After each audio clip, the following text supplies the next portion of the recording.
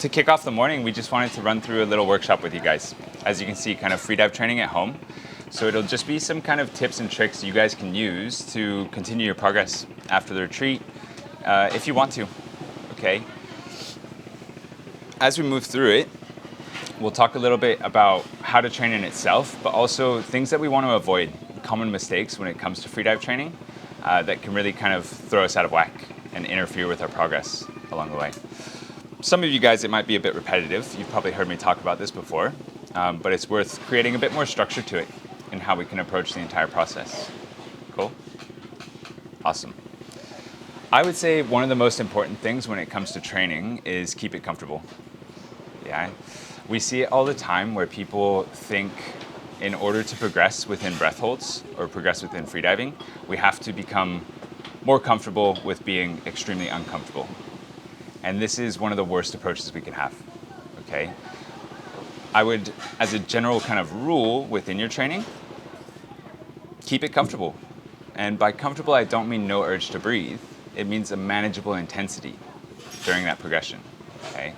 Have you guys all done a breath hold at some point that felt relatively overwhelming? You're pushing yourself to go longer those last few seconds, yeah? And when this becomes unmanageable, not only is it a bad way to progress in the sense that we're kind of just torturing ourselves, it's not ideal, but we're also kind of exceeding the intensity that we're ready for at that point, okay? Which is never a good approach in kind of anything, but specifically freediving as well, right? It's a common misconception that advanced freedivers or really good freedivers are just super good at being extremely uncomfortable, and it's not the case. Through time and exposure, sensations that you might find uncomfortable now just become comfortable, right? Like anything else. It's a very gradual, very organic process through the entire thing, and it's not something you want to rush, okay? You don't want to think, oh, Eugene said I have enough oxygen to hold my breath for 5 minutes, so I'm going to hold my breath for 5 minutes. Yeah, it's probably a terrible idea, okay? So that's what I mean by keep it comfortable, nice and chill. We talked about this very briefly yesterday with Sylvain. He was asking about training in terms of freediving, not just breath hold, but the physical training, strength and conditioning, cardio, things like this. In terms of, I know Sylvain, you've prepared for was it the Ironman? Half Ironman. Has anybody else kind of trained in structure, whether it be within fitness or for sport or anything like that? Yeah? What's your main concern when it comes to overtraining? Injury. I was going to say also getting so tired that you can't keep training. Extreme fatigue, injury, things like this, okay? Freedive training is very unique in the sense that we're not as at risk, like once we're in water, maybe say doing dynamic or depth, we're not as at risk for physical injury, right? It's a very low impact sport in that sense. However, we have to consider the mental aspects. I would say within freediving, it's a lot more common to overtrain mentally. Yeah? If every single breath hold you're doing, you're aiming for a maximum breath hold, it's going to be out of your control. Your nervous system is going to get totally out of whack. Okay? Essentially what starts to happen is your brain now associates breath holds with torture, effectively. It knows at some point it's going to get insanely uncomfortable, and it's preempting this, and it's just going to shut down. I've had it so many times when students come out of a course or they've come to me for additional training, and they've gone a bit too hard, and from the second they start holding their breath, they can't relax. It's impossible, because their brain knows what's coming, and it just responds really poorly, okay? So we need to find a balance within this in terms of freedive training. And that's the main focus today. We're not going to be talking about kind of strength and conditioning and cardio. We're going to focus primarily on those breath holds and the mental aspects of that, and how can we target areas of weakness and work on them. Okay. Awesome. Now, in terms of this type of training, something that becomes really important is establishing what is our urge to breathe and having consistency within that. Okay. I would say at the more advanced level, most of us consider urge to breathe contractions. Has everybody experienced contractions before? Yeah? Movement in the diaphragm, that kind of respiratory reflex where you go so far. Okay. These are an amazing metric within freediving because they're going to come at a given level of CO2, all right? And we'll reach that level of CO2 essentially based on how much energy we're using or how relaxed we are on the other end of that spectrum. So regardless if this happens within 30 seconds or 3 minutes, we've used that, it's a kind of consistent marker in terms of how much energy we've used. And those contractions are a really consistent checkpoint to either establish progress, so what's working for us, or identify areas of strengths and weaknesses and stuff like that. Okay. For you guys, what would you consider your urge to breathe? Sylvan's like, when I'm about to pass out. No, I think it's just a mental aspect. I think my urge to breathe is just my brain telling me. Cool. So a thought, a passing thought, a mental, yeah. Super strong anxiety. And then Like a stress response. Yeah. Yeah, absolutely. Tightness in the chest. Yeah. Anything else? Urge to exhale. This is super interesting, right? Especially now we all understand that urge to breathe comes from CO2 and our body actually wanting to get rid of it.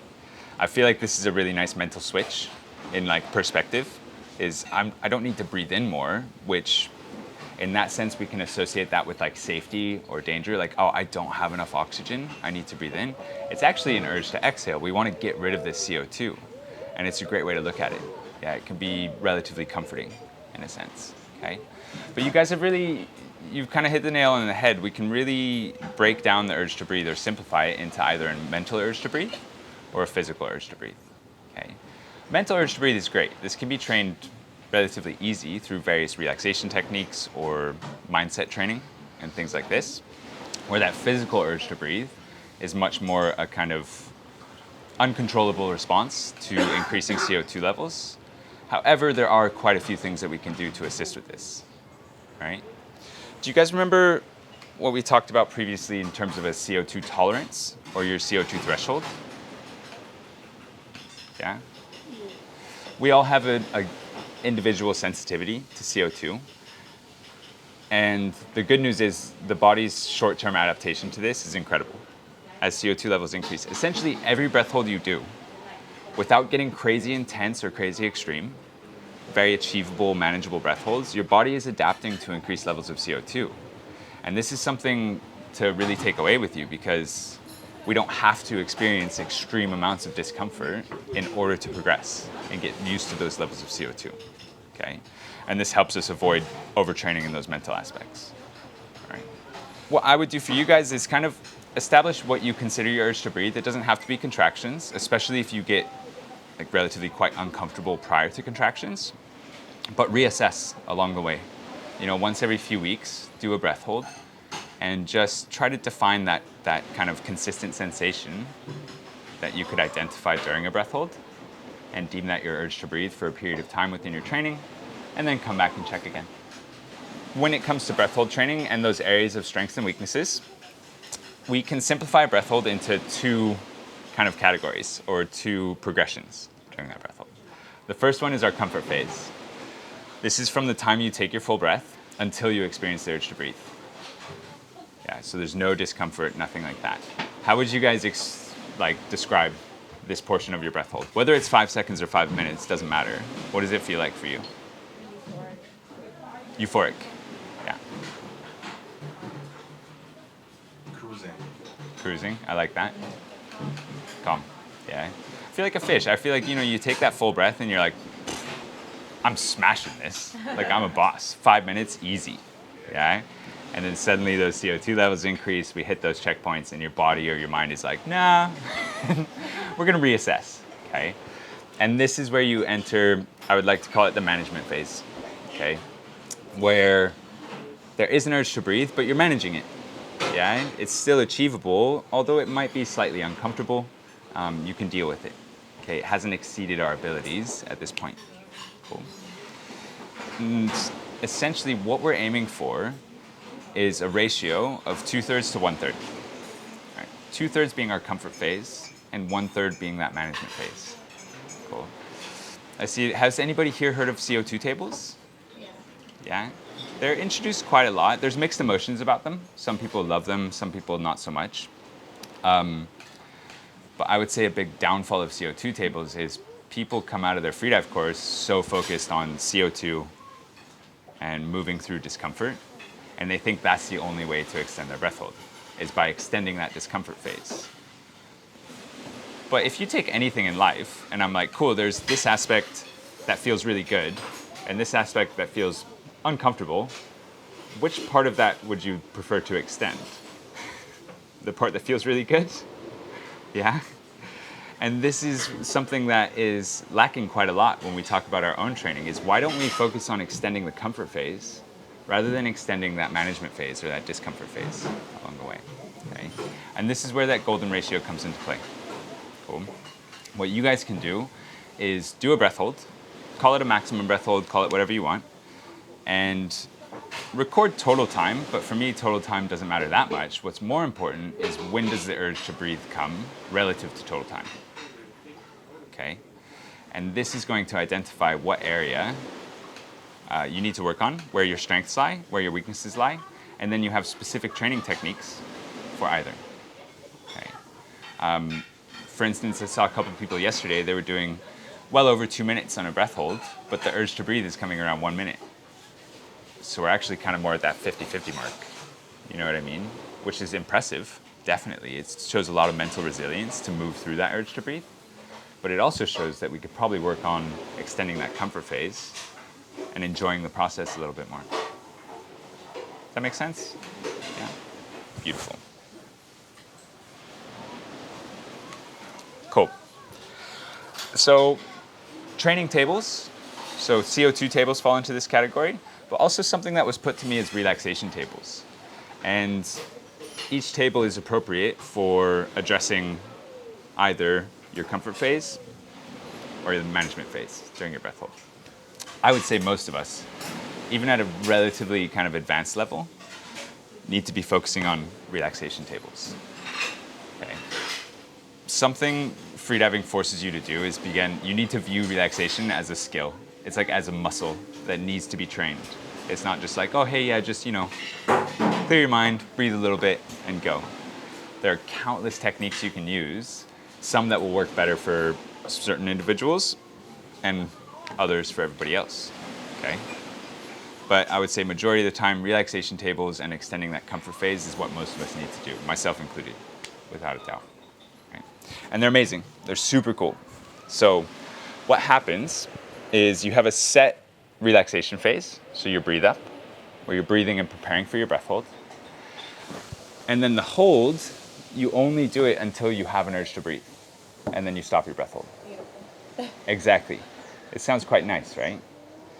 And there's a few things happening here. For one, you're training your relaxation skills. Yeah, what I would recommend is choose a single relaxation technique for at least one table, but maybe for like a week. Yeah, and train that specific technique.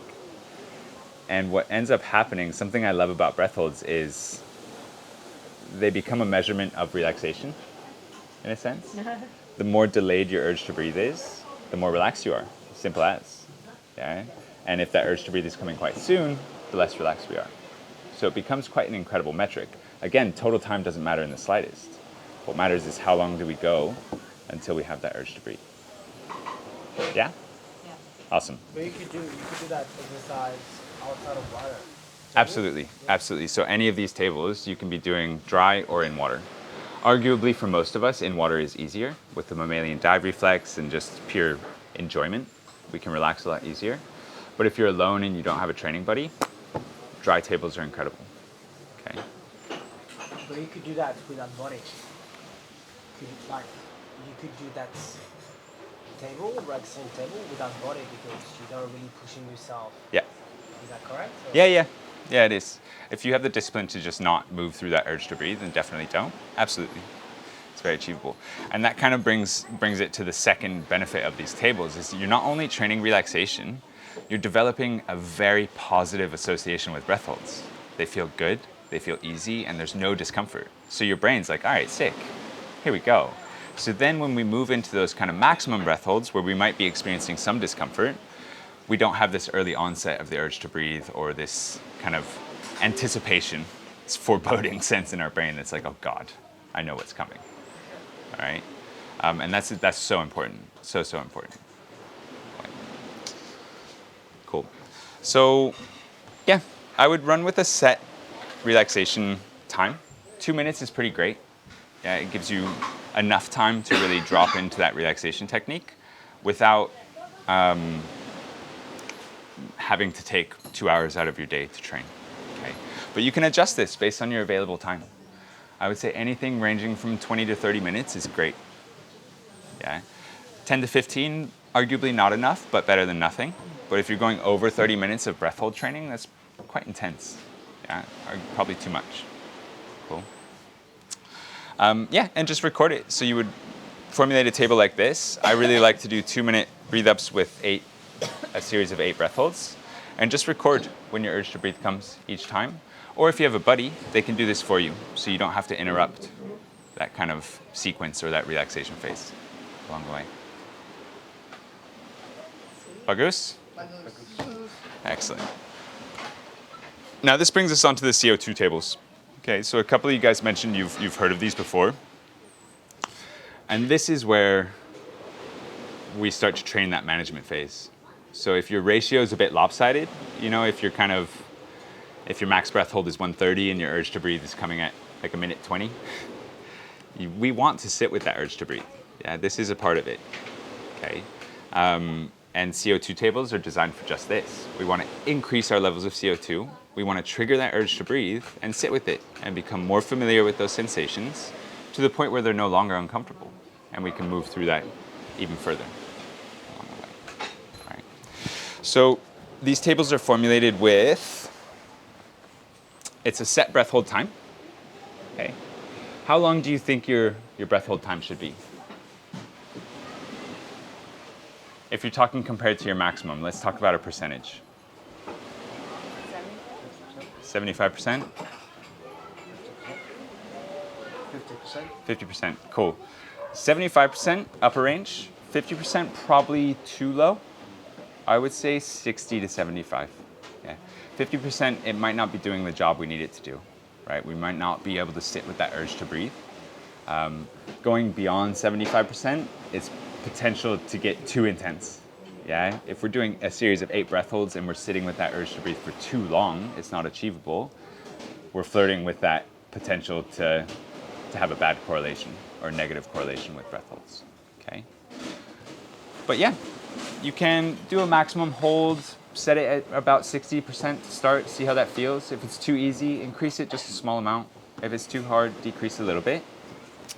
And then again, I like to do a series of 8 breath holds with a set breath hold time. And it's a decreasing relaxation phase. All right, so these actually, for me, it works really nice to start with 2 minutes. Take your time, find that breath, drop into it. And then, for instance, let's just use 1 minute as an example. You do your 1 minute breath hold. And the relaxation phase decreases by 15 seconds. And then you move back into your 1 minute breath hold, it decreases by 15. So on and so forth, until your final breath hold, you're actually gonna have a 15-second relaxation phase. So you pretty much do recovery breaths, and then you're straight back into that breath hold. The idea here is we wanna elevate those CO2 levels, and then we off gas, we let those CO2 levels drop a bit, but not back to kind of neutral or standard. They're gonna drop, and then they increase more, drop, increase more. So arguably, that urge to breathe can maybe come a bit sooner, or at least we can sit with those sensations that kind of come on with those increased levels of CO2 for a longer period of time. Okay. These are also really cool to kind of experience your body's adaptation firsthand. It's quite incredible because a lot of people might experience the urge to breathe relatively early. That first breath hold is arguably kind of difficult. And then the last breath hold, which is quite intimidating. So I would relax and breathe for 2 minutes, and then I hold for 1. Then I do my recovery and relax for 1:45, hold for 1, relax for 1:30, hold for 1, all along the way. Cool? And sit with this. Pick a single table and train a few times a week. And if it becomes really achievable, if it becomes too easy, increase it by 15 seconds. That breath hold phase, right? Don't go crazy with it. and just to really allow that nice, gradual, organic progression within this, and not forcing yourself. Okay. In terms of frequency, how often do you think you should be doing these tables? 10 times a day. 3 to 4 times a week. 3 to 4 times a week? Absolutely. And for those of you that maybe have the opportunity to do like in-water freedive training, whether that be depth training or static or dynamic, you need to consider these a training session. It's easy to underestimate their impact in a sense. Like we're like, oh, it's 20, 30 minutes, I'm not moving, I'm not doing anything, so I could do 2 of these a day, 5 times a week. Again, we're flirting with that overtraining. Consider them a full training session and incorporate them into your approach, whether you have alternate kind of strength and conditioning, cardio, dynamic, static, these would all be training sessions. Take that into account when you're talking about these as well. Don't get too crazy with it. All right, I would much rather you guys kind of err towards that side of caution and maybe not training as much as you could versus overtraining. It's brutal, very, very brutal. I've been guilty of it, and it's not nice. All right. That's about it. A couple of super simple tools you guys can take away, right? For those of you that do, if you have access to like pools or freedive clubs back home, I guarantee you probably do. Freedivers love to like congregate, hang out with each other. I'd be happy to share some training plans for like dynamic and static and stuff like that. But this is probably one of the best approaches we have for just a nice, easy progression that we can all do in our spare time. I haven't created really some great apps actually that you can download to do exactly that. Yes. To simplify the training. So, Yeah. Yeah, CO2 tables are really common. Okay. Yeah. Do you use Stamina? I don't know, I've used it once Yeah. or twice, but Yeah. I haven't been consistent with it. There's some good ones. I use Stamina. Stamina's cool. If you pay for it, it'll connect to your Garmin watch, and it'll actually measure your heart rate during your breath holds and stuff like that, so you can really see what relaxation techniques are working for you and what might have changed throughout that. You can also record very easily when your contractions come. So during a breath hold, you just double tap on the screen, and it marks that checkpoint for your contractions and this and that, which makes it really nice. But there's also loads of free options. I mean, the kind of algorithm or whatever for formulating this table is so basic that there's a lot. Okay. It is relatively cheap, yeah. Stamina. The free version is really good too. It just doesn't connect to your watch.